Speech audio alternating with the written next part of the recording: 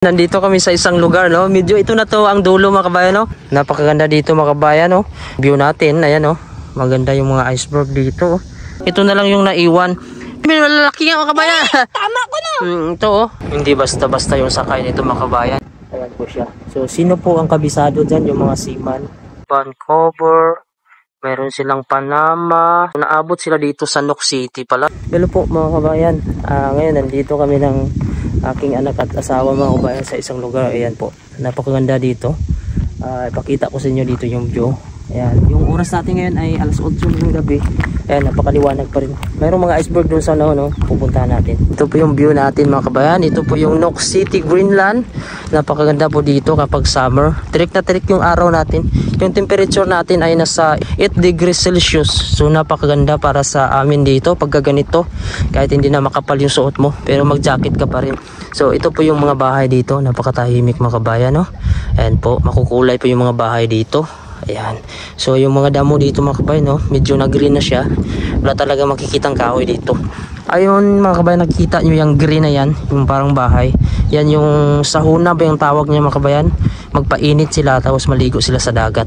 Susubukan natin dito kung makalapit ba tayo sa iceberg. Napakarami kasing iceberg dun sa unahan, no? Ayan po. So rest din namin ngayon. Tapos hanggang bukas. So magandang panahon, mga kabayan. Pagka ganito, wala kang alalahanin kahit magdamag kayo dito. Kasi bukas wala naman kaming trabaho. Ayan po yung dalawa kong anak, nag-enjoy sila dito. Bali nakaka-adjust na sila kahit paano sa weather dito, mga kabayan, kasi summer. So pagdating na naman ng winter, so tingnan natin sana, no, ay kaya pa rin nila yung lamig dito. So napakaganda dyan yung bahay mo sa gilid, mga kabayan, no? Isa lang yung kapitbahay mo, tapos dito sa unahan dagat na. Ayan, may eroplano, mga kabayan, no? United US ata yung, mga kabayan, kasi may mga flight na dito na US. Ayun po. Ayan, United siya. Mayroon ditong mga bulak din, pero hindi lang karamihan. Siguro makakakuha na tayo ng mga berries, mga kabayan, no? Mga susunod na linggo. Ito po, oh, violet po yung kulay niya. Ayan. So ganito lang talaga yung kuhan, mga kabayan. Wala siyang, hindi mo matatawag na lupa din ito na pure, kasi parang mabuhangin siya. Pero may tumutubong damo. Tapos bato-bato na. Medyo kuhan dito, mga kabayan, yung area dito sa sulok. Pababa. Maganda dito yung area niya kasi nasa gilid siya ng dagat at medyo malawak yung wala masyadong bahay. Where are you going? Yung anak ko, nakukuhan siya ng bulaklak. Nakuha na kasi mga bulaklak. Tuyo na sa mga ganyan, no, magiging puti na siya. Pagtatanda na yung yellow ata na kuhan, yung milky bot. Tawag nila dito. Yung dandelion. Naisip mo bang tumira dito? Yung ganitong panahon summer ay hindi lumulubog yung araw. Kahit hanggang alas 12, mga kabayan, yung araw nito tirik na tirik pa rin dito sa Greenland kapag panahon na ng summer. Pag winter naman, mga kabayan, ay bihira mo lang makikita yung araw. So naisip mo kaya, mga kabayan, titira dito sa 24 hours. Marami kang pwedeng gawin kapag panahon ng summer. Pag winter naman, mga kabayan, hindi mo makikita yung araw, medyo nanghihina ka dito. Yan sa likod natin, ayan po yung sahuna nila, mga kabayan, no? Diyan sila nagpapainit tapos naliligo sa dagat. Nandito po kami sa gilid ng dagat, mga kabayan. Meron po dito mga iceberg. Yan. So ito po, kasama ko po yung pamilya ko. Ito po yung anak ko. Tapos yung panganay ko. Dito, mga kabayan, no, sa Greenland, sa mga gilid ng dagat, mayroon siyang mga yung tahong. Kaso hindi lang malalaki. Yung iba malalaki, mga kabayan. Mayroon na kuha na lang, ito na lang, oh. Ito na lang yung naiwan. Pero marami siya, mga kabayan, mga maliliit, dumidikit lang po dito sa mga bato. Ito po. Ito. Yan po. Yan po siya, oh. Yan. Tapos dito lang, oh, sa mga bato. Yan, marami siya. Ayan po, mga kabayan. Ito po yung mga tahong dito. Pero pag may time dito, mga kabayan, no, na mga malalaki. Hindi pa sila malaki ngayon kasi yung iba, hanapin mo talaga. Yung mga bato na ganito, mga kabayan, oh. Ayan. Ayan. Kadalasan yan, may mga laman ito. Saan? Hina? Ayan, oh, may nakuha na yung anak ko. Ayan, oh, dumidikit. Dumidikit lang sila dito, yung mga taong sa gilid. Pero dapat palakihin mo ito, mga kabayan, kasi may nangunguha din dito pag low tide. Ganito yung view dito, mga kabayan, no? Napakaganda. Kaso yung iceberg, mga kabayan, medyo malayo pa. So antayin natin yan, susunod na araw, lalapit yan. Kasi inaadod yan, mga kabayan, lalo na pag may hangin. Ayan. So ito po, low tide tayo ngayon. Diyan, mga kabayan, dyan yung maraming mga tahong. Kasi medyo malalim dyan. Pag malalim dyan yung mga malalaki. Kaso kailangan natin sumuong dyan sa tubig. Ito po yung view dyan, oh, mga bahay, oh. Yan. Mabato lang talaga dito. Napakaganda dito mga kabayan, oh. Mag-upo-upo ka dito, kakain kayo pag mag-picnic kayo. Tapos pwede kayo dito mag-ihaw-ihaw, magsugba kayo ng isda. Pwede kayo mamingwit dyan mga kabayan kasi napakaraming isda dyan. Tapos yung view natin, ayan, oh. Maganda yung mga iceberg dito, oh. Napakarami. Kaso hindi pa pumunta sa gilid. Tapos ito po yung anak ko kumakain ng saging. Asawa ko. Tapos ito po yung view natin, oh. So grabe, hindi lumulubog yung araw. Nag-iisa lang yung ulap mga kabayan, oh. Kakaiba. Ayan mga kabayan, sinundo ako dito ng anak ko na panganay kasi sabi niya may malalaki daw doon na mga suso. Sabi ko wala namang suso dito. Sabi ko sa kanya waka yung kuhan, yung tahong. Oo daw, tahong daw, malalaki daw. So puntahan natin mga kabayan, no, kung may malaki nga dito. May nakita kang malaki? Pag sure ba, mabato lang talaga dito, oh. Sa susunod mga kabayan, dito na yan, dagsa yung mga iceberg, wasak-wasak na yan. Kasi medyo umiinit na din dito. Saan? Pag may mga isda dito, mga maliit-liit. Maliit lang? Oh, pag maliit. Mayroon daw eh. Sana? Nandito yung nakatapo yung slim. Tagalin mo. Ko. Wala. Wala. Wala pala eh. Sabi mo mayroon. Wala. Ito oh, yung sinasabi mo. Ayun mo oh. Mga kuha na lang pala. Ayun, may malaki nga mga kabayan. Tama ko na. Ito oh. Medyo malaki mga kabayan, oh. Yan. Yan, may malaki nga dito. Yan. Tama ko na. Yan, meron pa din dito, oh. Ito, mga balat na to. May nakusing na natin. Doon makapain natin mga kabayan sa gilid. Medyo madulas lang ha. Dandahan ka dyan. Kapain natin sa gilid.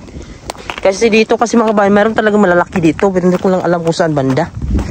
Kasi siguro may nangunguha din dito. Dito tayo magkapa sa gilid, oh. Lamang nga, napo ka doon ta. Marami doon. Mga kabayan, kadalasan dito kinakapa lang nila sa ilalim. Kadalasan dito kinakapa lang nila sa ilalim. Subukan natin dito. Baka may makuha tayo. Ayan, meron mga kabayan, oh. Maliit. So baka sa ilalim talaga meron medyo malaki-laki. Basa tayo. Malamig kasi yung tubig. Pauwi na po kami. Tapos mayroong ambulance na dumating. Kasi may hinimatay doon na babae. So saglit lang mga kabayan. Tumawag sila maya dumating agad. So napakabilis ng ambulance dito sa Greenland. Sa ibang lugar kaya mga kabayan, mabilis din kaya. Lalo na sa Pilipinas, no. Yan, ito yung paligid natin mga kabayan, no. Napakaganda. Tapos tingnan yung mga bahay dito. Makukulay po. Yan. So dito tayo sa gilid ng dagat. Ayan po mga kabayan. Ayan po yung hospital dito. Yung may mga sakit na matatanda. Mga kabayan, nandito kami sa isang lugar, no. Medyo ito na to ang dulo mga kabayan, no. Ayang dulo na yan. Wala nang makadaan sa sasakyan yan kasi bundok na siya. Pumunta kami dito kasi eskwelahan din ito mga kabayan. Yan, ito po yung view natin dito. Medyo konti lang yung bahay dito.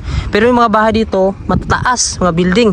Ito po yung mga anak ko, nauna na dun sa playground. Ayan, so kahit saan dito mga kabayan, no, halos lahat may mga playground talaga dito. Yan, bantayan ko yung anak ko dun na bunso. Amaya! Come here! Ito din yung panganay ko, yan, kasama sila dito. Yan, tirik na tirik yung araw mga kabayan, no? Oras natin, alas 10 na ng gabi dito. Kasi kanina pa kami pakalakad-lakad. Ito po yung playground nila dito. Ayan. So yung anak ko, tuwang-tuwa yan pag may playground. Amaya! Are you happy? Yung kuya niya, oh. Makasaka ka ba dyan? Makaakyat ka? Just go here. Here. Just go there. Come. Ato, duyan. Duyan. No. No? Oh, no daw. Ayaw niya sa duyan. Go inside. Ayan, punta kami dito sa unahan. Napakalawak dito mga kabayan. Yan, nakita yung anak ko ng bala. Ay, marami din mga bata dito. Grabe yung bundok mga kabayan, no? Bato-bato. Wala man lang tumubo na kahit ano na damo. Kalbo talaga siya. Sa panahon ng winter dito mga puting-puti din yan. Babalutan ng snow. Ayan, so parang maisip mo daw kung guguho ba yan. Pero napakatiba yan. Oh, go there. Inside. Duyan kayo ni kuya, duyan. Nandito kami sa loob mga kabayan, mag-slide yung anak ko. Ay, magkasama kami ng kababayan. Hello! Ay, kababayan kami kasama. May kalaro na si Amaya. Hello! Slide na, slide! Okay! Ayan! Unsay pangalan sa mga anak? Si James. Hello, James! Happy na si James ba? Happy? Ako dapat mga isuon sige sa imo. Sa YouTube. Sa YouTube ug sa FB. I-upload na ko nisa sa YouTube po. Makita nila ni si James, may kadula. Kadula niya akong anak si Amaya, oh. Ikalaro na yung anak mga kabayan, oh. Ayan, kababayan din natin. Ayan po mama niya. Ang Bisaya din. Palakpak lang, James, palakpak. Count, James, count. 1, 2, 3.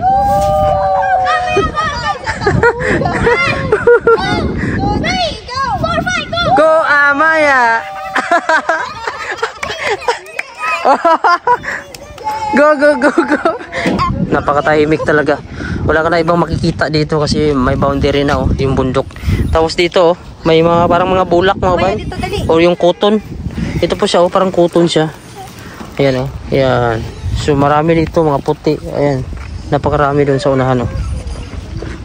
Hello po mga kabayan. Nandito tayo ngayon sa Nokport. Kung saan mga kabayan, no, dito dumudunggo, ano yung tawag mga kabayan sa sa Tagalog. Dito nag-stop over yung mga fishing boat, yung mga cruise ship. So ipakita ko sa inyo mga kabayan, mayroon dito kakaibang barko mga kabayan. Fishing boat ba ito? So ipapakita ko sa inyo dito yung view. Ayan mga kabayan, ito po yung Nokport, yung tinatawag nila dito, kung saan yung mga fishing boat nila dito po nag-stay, tapos dinideliver po yung mga isda na kuha nila. Ayan po kasi yung fish factory dyan mga kabayan, no? Yung taga-tanggap po ng mga isda. Tapos ito po yung nagsari-sari o klase-klaseng mga service nila kapag nag-fishing. Ito mga kabayan, ito fishing boat ito. Kasi may mga net sila. Tapos ang nakaagaw pansin sa akin, ito mga kabayan, hindi ko po alam kung ano ito. May idea ba kayo kung anong klase ito? Fishing boat ba ito mga kabayan? Kasi marami siyang mga tali sa itaas. Tapos yun, oh, may parang ano ba yun mga kabayan? Trapal? Sino ba yung kabisado dyan? Mga seaman or yung mga sa mga barko, sa mga dagat. Mayroon siyang mga design dito sa baba. Tapos ayang pangalan niya is Statstrad Limcol. Hindi ko lang alam mga kabayan kung ito po ba ay sa Greenland. Kasi first time ko itong makita. Tapos sa itaas niya, wala naman akong nakitang mga fish net dito kung fishing ba ito. May hook siya dito, oh. Ito yung inaangkorahe siguro nila. Ito po yung pangalan niya mga kabayan, no? Statstrad Limcol ba yan? So hindi ko alam kung pangpasahero ba to, kung may mga tao ba ito sa ibaba o submarine. Kasi meron siya sa taas mga kabayan, no? Tingnan nyo, ayan. Ano ba yung purpose niyan? Sino ba nakakaalam dyan? Mga seaman mga kabayan, no? Ganyan po. Alam to ng mga seaman na pag-aralan nila yung mga barko na ganito, yung mga design, no? Mayroon nakalagay mga kabayan, no? One Ocean Expedition. Ibig sabihin mga kabayan, ito ay isang expedition. Ito mga kabayan, oh, One Ocean Expedition po yung pangalan. So yan, zoom natin para makita. Ayan, may mga lugar sila, oh. Whistler, Vancouver, meron silang Panama. So ang dami. Yan yung mga address nila kung saan sila pupunta. So naabot sila dito sa Nook City pala, no? Sasakyan pala ito ng mga bisita. So kakaiba mga kabayan yung expedition nila, no? Kasi sa itaas, tingnan nyo, yan lang yung makikita mo na may maraming mga tali. Tapos dito sa baba ata yung mga pasahero niya mga kabayan. So ito po yung halos lahat, oh. Ayan, One Ocean Expedition yung pangalan. Ayan, so wala pa akong idea mga kabayan, no? Sana balang araw makasakay tayo o makasilip tayo ng isang expedition na barko. Kasi pangarap ko mga kabayan makapasok sa barko, kahit ano mga kabayan na barko or cruise ship man. So sino po ang kabisado dyan? Yung mga seaman. Ano kaya ito sa loob? Ano ba yung expedition? Ibig sabihin mga kabayan, kung sa kuan ko expedition, ibig sabihin nagta-travel. Ayan po. So sana balang araw makasakay tayo ng ganyan, no? O kahit hindi man makasakay, makasilip tayo mga kabayan. Kasi dito sa Nook City mga kabayan, marami dito ang mga pumupunta ng mga expedition, cruise ship, mga barko. Pero never pa kaming nakaakyat, kahit makasilip lang man sa loob ng saglit, hindi pa. Dapat kasi mga kabayan, pagpapasok ka dyan, dapat may kakilala ka or dapat may record o ma-registered bago sila pupunta dito para makaready na mabigyan ka ng passes. So dito hindi ako pwede pumasok mga kabayan kasi wala tayong passes at wala tayong kakilala. Hindi basta-basta yung sakay nito mga kabayan kasi pag mga expedition mga kabayan, no, limited lang yung tao na sumasakay dito. Kadalasan mga pasahero nito mga kabayan, mataas na siguro yan ng 100. So punta po tayo dito mga kabayan sa unahan. Ipapasyal ko kayo dito. Ito po mga kabayan, ayan mga fishing boat din yan mga kabayan. No? May mga pangalan ko sa lugar, may Paamyot, Belaki. Ibig sabihin sa lugar yan ng Paamyot. So medyo may kalayuan pa yan dito. Tapos hindi ko na alam kung ano po yung ibang barko na yan. Basta ang alam ko ay mga fishing boat ito. Dahil nga yung Greenland ay yung kabuhayan nila talaga dito ay fishing. Yung source of income nila. So, dito nila dinidiskarga. Punta tayo dun sa unahan mga kabayan, no? Kasi mayroong cruise ship din dun. Kaso, maliit lang siya. Diyan nila dinidispose or dinidiskarga yung mga nakuha nilang mga isda. Ito po, may mga crane na po dito. Ayan po. So, may pumapasok po doon sa loob ng mga isda. Tapos dito, meron din dito. Ayan po yung Royal Arctic. May pangalan na Royal Arctic. Ayun po siya sa unahan. So lapitan natin dito.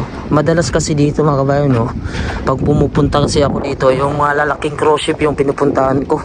Bihira lang ko pumupunta dito kapag maliit. Pero alam niyo mga kabayan, pag maliit mga kabayan, kukunti lang yung tao dyan. Sabi ng mga kababayan natin, mas maganda daw yung maliit lang yung cruise ship. Pag malaki kasi mga kabayan, napakarami daw yung tao sa loob, ay medyo mahirap daw talaga. Busy daw yan. Ayan po. So hindi ko alam kung ano ang pangalan nito. Kadalasan dito may mga kababayan naman tayo dito na nagtatrabaho. Ayan.